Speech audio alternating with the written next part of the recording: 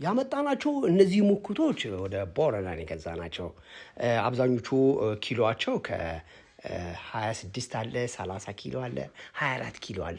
እንግዲህ ይሄ እነዚህ እርባታ ላይ መሰማራት የሚፈልጉ ሰዎች ቁጥራቸውን አሰባጥረው ነው የተለያየ ቁጥር ነው የሚይዙት። ስለዚህ ምክንያቱም ገዢዎች በሚፈልጉት ኪሎ ነው መግዛት የሚፈልጉት። እንግዲህ ለዚህ ነው እንደነዚህ አይነት የተሰባጠረ ቁጥር ይዘን የደንበኞችን ፍላጎት ለማርካት እንደዚህ ጤናማ የሆኑ ፍየሎች ከወደ ቦረና የገዝተን ይዘን የመጣ ነው። ቦረና እጅግ በጣም ታሪካዊ ምድር ነው፣ ለምለም ምድር ነው። ለፍየሎች እርባታ እጅግ በጣም የተመቸ እጅግ በጣም በዓለማችን ላይ እጅግ በጣም ልንሰራቸው ከሚገቡ የስራ ድርሻዎች የቦረና አገረ ማርያም በጣም እዛ አካባቢ ያሉ የፍየል ዝርያዎች እጅግ በጣም ዓለምን የሚያስደንቁ እጅግ በጣም ጣፋጭ ስጋ ያላቸው እጅግ በጣም ሙሉ ጤንነት ያላቸው ነገር ግን ምንድነው እዛ አካባቢ አልፎ ድርቅ አለ። የተለያዩ በሽታዎች በዚህ በረሃብ ምክንያት በውሃ እጥረት ምክንያት ይከሰታሉ። ነገር ግን ፍየሎቹ በተፈጥሯቸው ረሃብን የመቋቋም አቅም አላቸው። እጅግ በጣም ጣፋጭ ስጋ አላቸው። እጅግ በጣም ለእርባታ ምቹ ናቸው። ስለዚህ እነዚህ ፍየሎች ከገዛ በኋላ ወደ አዲስ አበባ ነው ተራክፈው አሁን ደግሞ ሌላ መኪና እየጠበቁ ያሉት። ስለዚህ እነዚህ ፍየሎች 385 የሚደርሱ ፍየሎች እንዴት ገዛ ናቸው? በምን መልኩ ነው የምንገዛቸው? አሁን ደግሞ ከመጡ በኋላ ምን አይነት የጤና እንክብካቤና ክትትል እናደርግላቸዋለን? በጣም አስፈላጊና ወሳኝ ስራ ነው። ስለዚህ ፍየሎቹ እንደመጡ እንደምታዩዋቸው ምንድን ያደረግናቸው ለቀናቸው እንዲንቀሳቀሱ እናደርጋለን። እንግዲህ ለቀናቸው ሲንቀሳቀሱ እኛ የራሳችንን ጤናማ የሆነ የሕክምና ስራ እንሰራ። እዚህ ላይ የሚያስነጥሰው አለ፣ የሚስል አለ፣ አፍንጫው ላይ ቁስል አለ፣ እግሩን የሚያነክስ አለ፣ ተቅማጥ የያዘዋል፣ ሙቀቱ ከፍ ያላለ እንደምታዩዋቸው ሁሉም በጤናማ ሁኔታ አካባቢውን እየተንቀሳቀሱ እየበሉ እየጠጡ ይሄ በደንብ አርገን አይተን ጤናማ መሆናቸውን ካረጋገጥን በኋላ ነው ወደ መኪና ላይ የምንጭናቸው። ከዛ በተጨማሪ ምንድነው በምናመጣበት ወቅት በጣም ጥንቃቄ የምናደርገው እዛ በምንሰራበት አካባቢ ላይ ተዛማች በሽታ አለ የለም፣ ካለ የሕክምና አገልግሎት በነፃ እንሰጣለን። ለምንድነው አርብቶ አደሩ ጋር ከፍተኛ የሆነ የሕክምና ጥረት ስላለ፣ ከሌለ ግን እኛም የራሳችን ዝርያዎች መርጠን እናመጣለን ማለት ነው። እንግዲህ እዚህ ላይ ወደኛ ጋር ከመጡ በኋላ አንድ የሚሞክት ፍየል በአብዛኞቹ እንደምታዩዋቸው ወጠጤዎች ናቸው፣ አልተቀጠቀጡም። ስለዚህ ምንድነው የምናደርገው? የመጡ ቀን እንዴት አድርገን ነው የምናበላቸው? ምንድነው የምንሰጣቸው? በተለይ እንደመጡ ይሄ ለምለም ሳር እንዳይበሉ ጥረት እናደርጋለን። ምክንያቱም የተጓዙት መንገድ እጅግ በጣም ረዥም መንገድ ነው ተጉዞ የመጡት። ይህን ረዥም መንገድ ተጉዞ ሲመጡ ሆዳቸው ባዶ ነው፣ ውሃ አይጠጡም፣ ምግብ አይበሉም። ስለዚህ እዚህ ደግሞ ሲመጡ ደረቅ ሳር ብቻ ነው የምንሰጣቸው። ደረቁ ሳር ምንድነው ከነበሩበት አካባቢ ላይ እዚህ እስኪመጡ ድረስ ምግቡን እንዲለምዱ እንዲሁም ደግሞ ቁርጠት እንዲሁም ደግሞ ተቅማጥ እንዲሁም ደግሞ ዲፕሬሽን እንዳይሰማቸው ለማድረግ ምን እናደርጋለን? አንድ አካባቢ ላይ የፀሐይ ብርሃንን እንዲሞቁ እናደርጋለን። ውሃም ደግሞ የምንሰጣቸው በጣም በትንሽ ምክንያቱም በጣም ውሃ ስለተጠሙ በአንድ ጊዜ ውሃን በሚጠጡበት ወቅት ከፍተኛ የሆነ የጤና ችግር ሊገጥማቸው ይችላል። በተለይ ብዙ ጊዜ እንደነገርኳችሁ ያለመዱትን ምግብ በሚበሉበት ወቅት ከፍተኛ የሆድ መነፋት፣ የምግብ መታወክ እንዲሁም ደግሞ መንገዳገድ፣ መንቀጣቀጥ፣ መንቀጥቀጥ፣ ፈጣን የትንፋሽ መተንፈስ፣ ቶሎ ማቃሰት እንዲሁም ደግሞ ሞት ሊከሰት ይችላል። ስለዚህ ፍየሎቻችን ምንድነው የምናደርጋቸው? እንዲንቀሳቀሱ ብቻ ነው የምናደርጋቸው። ለምን?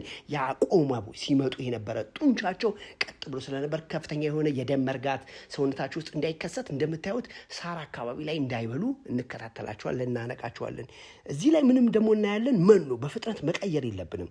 ለዚህ ነው አብዛኛው ጊዜ ከሰጠናቸው በኋላ ወደኛ ጋር እንደመጡ የተለየ መኖ መስጠት የለብንም። የተለየው መኖ በምንሰጥበት ወቅት ከፍተኛ የሆነ ድብርት ውስጥ ይገባል፣ የሆድ ህመም ይኖራል፣ ተቅማጥ ይኖራል።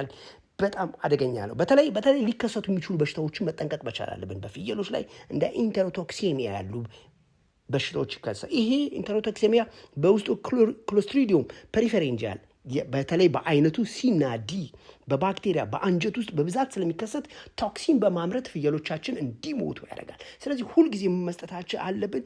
በሽታን መከላከል አለብን። ፍየሎቻችን ብዙ ምግብ ስለበሉ ሲበሉልን ወይም ይለወጣሉ ብለን ማሰብ የለብንም። ያለመዱት ምግብ ስለሆነ ምግብ ስንሰጥ በጣም በትንሹ እያደረግን መስጠት አለብን። ምክንያቱም ምን ይከሰታል ብያችኋለሁ? አደገኛ በሽታዎች ይከሰታሉ።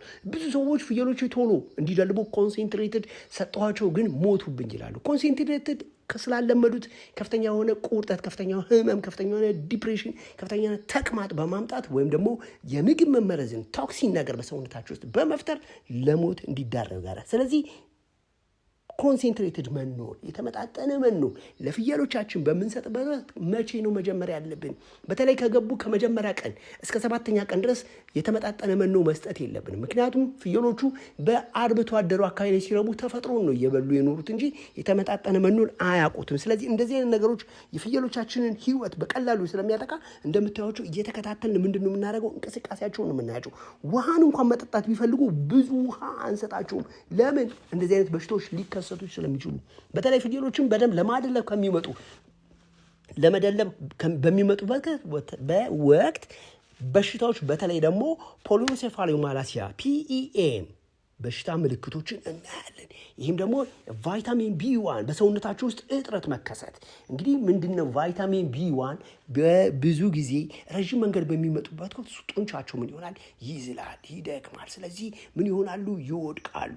ይሄ ሲከሰት ምን ይሆናል? ይሄ ፖሊዮሴፋሎማላሲያ ያልነው በሽታ በሰውነታቸው ውስጥ ይከሰትና ሰውነታቸው ውስጥ ከፍተኛ የሆነ በሽታዎች ተከስተው ለሞት እንዲዳረጉ ያደርገናል። ከፍተኛ እህል መመገብ እንዲፍሩ በማለት ብዙውን ጊዜ በጨጓራ ውስጥ የB1 ምርት መቀነስን ያመጣል። አያችሁ፣ ምግብ በብዛት መስጠት በጨጓራ ውስጥ የቫይታሚን B1 ሂደቶች እንዲከሰቱ እንዲቆሙ ያደርጋል። አንደኛ ከሚያመጡት ከቆሙበት ቦታ ላይ ይወድቃሉ። አይናቸው በደንብ ማየት አይችልም። ሰውነት መንቀጥቀጥን ያመጣሉ። አይናቸው ይንሸዋራል። ከዛ ደግሞ ክብ ሰርተው በመሽከርከር ምግባቸውን አይበሉም። ክብ ሰርተው እየተሽከረከሩ ምን ይሆናሉ? ይወድቃሉ። ይወድቁና ደግሞ ይንደፋደፋሉ።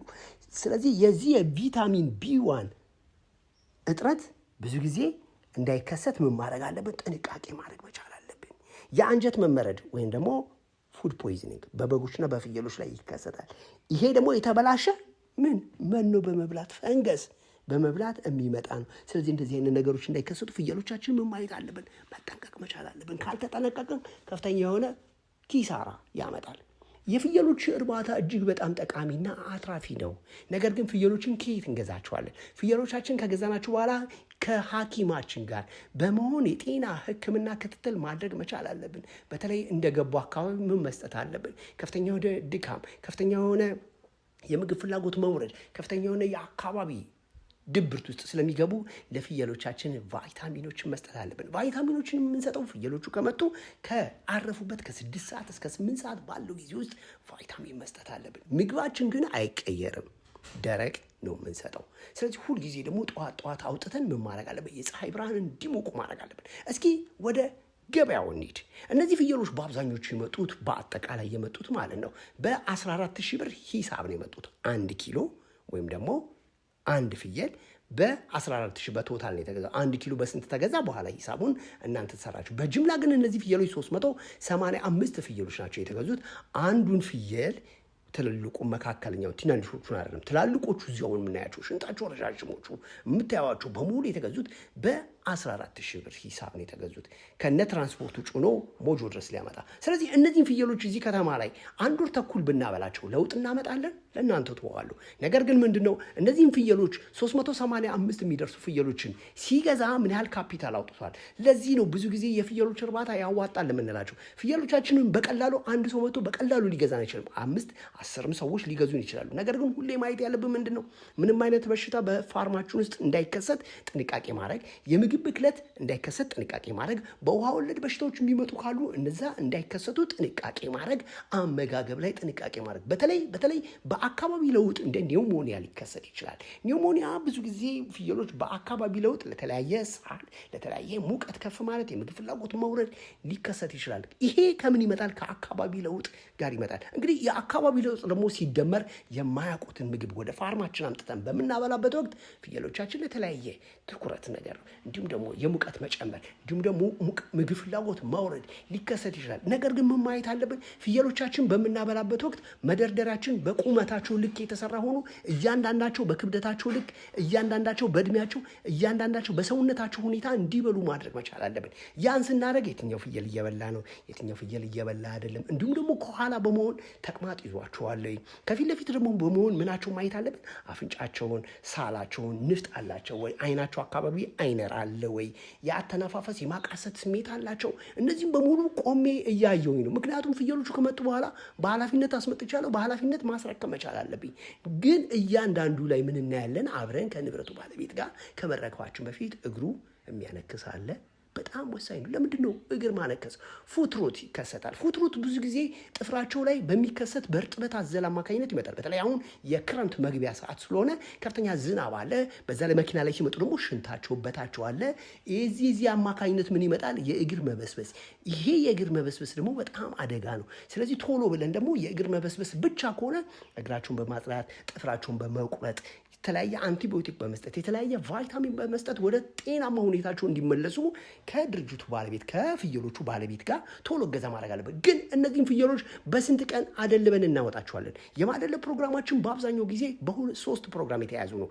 እንደገቡ በ45 ቀን፣ ከዛ በኋላ ደግሞ በ60 ቀን፣ የመጨረሻው ደግሞ በ3 ወር። አንዳንድ ቦታ ላይ እስከ 4 ወር ድረስ የሚሰሩ አሉ፣ 120 ቀናት። ነገር ግን ምንድነው መጪው በኢትዮጵያ ኦርቶዶክስ ተዋሕዶ ቤተክርስቲያን በዓላት ወቅት ነው። ስለዚህ በእነዚህ በዓላት ወቅት ምን እናደርጋለን? ለደንበኞቻችን ፍየሎቻችንን ማቅረብ መቻል አለብን። ደንበኞቻችን ደግሞ ሲመጡ የሚፈልጉትን ፍየል ማግኘት እንዲችሉ ፍየሎችን ገላቸውን ማጠብ፣ ፍየሎችን ንጹህ ምግብ መስጠት፣ ፍየሎች በደንብ ምግባቸውን ከበሉ በኋላ እረፍት እንዲያደርጉ ማድረግ። እረፍት ማለት ፍየሎች ምግባቸውን ከበሉ በኋላ ባረፉ ቁጥር ጡንቻቸውን እየገነቡ ሰውነታቸው ስጋን እየጨመረ ሰውነታቸው ስብን እየጨመረ እንዲሁም ደግሞ ተኝተው የበሉትን ምግብ መልሰው መላልሰው 20 ጊዜ እየፈጩት ሲመጡ ወደ ጉልበት እንዲሁም ደግሞ በሰውነታቸው ውስጥ ያሉትን ባክቴሪያዎች ንቁ ሆኖ ጤናቸው የተጠበቀ እንዲሆኑ ስለሚያደርጓቸው ፍየሎቻችን ካበላን በኋላ በነፃነት ልንተዋቸው ይገባል። ያ ነፃነት ግን ጥሩ የአየር ዝውውር ያለበት ቤት፣ ጥሩ መብራት ያለበት ቤት፣ ጥሩ የፍየሎችን ከፋፍለን ማስቀመጥ አለብን። 20 ኪሎዎች ለብቻ፣ 15 ኪሎዎች ለብቻ፣ 25 ኪሎ ለብቻ፣ 30 ኪሎዎች ለብቻ። በዚህ የአመጋገብ ስርዓት በኪሏቸው በእድሜያቸው ባበላናቸው ቁጥር ጤንነታቸው የተጠበቀ ይሆናሉ። ኃይሉ ነኝ፣ የእንስሳት ሐኪም። በፍየሎች እርባታ ዙሪያ ላይ የተለያየ ጥያቄዎች ካላችሁ ታች ባለ ስልኬ በኩል ደውሉ። እንዲሁም ደግሞ ወደኛ ማዕከል ስትመጡ ለሚቀጥለው 4 ቀን የፍየሎች እርባታ፣ ፍየሎች እንዴት በአጭር ጊዜ ሙክት ማድረግ ይቻላል፣ የፍየሎች እርባታ እንዴት መዘርጋት ይቻላል፣ ፍየሎችን ከየት እናመጣቸዋለን፣ መታችሁ ሰልጥኑ። ስልጠና ሁልጊዜ ያለኛ ጋር ማኑዋል አለው። 65 ገጽ፣ የበፊቱ 35 ገጽ ነበር። አሁን ደግሞ 65 ገጽ ማኑዋል አለው። በቅርቡ ይዤላችሁ ቀርባለሁ። አመሰግናለሁ።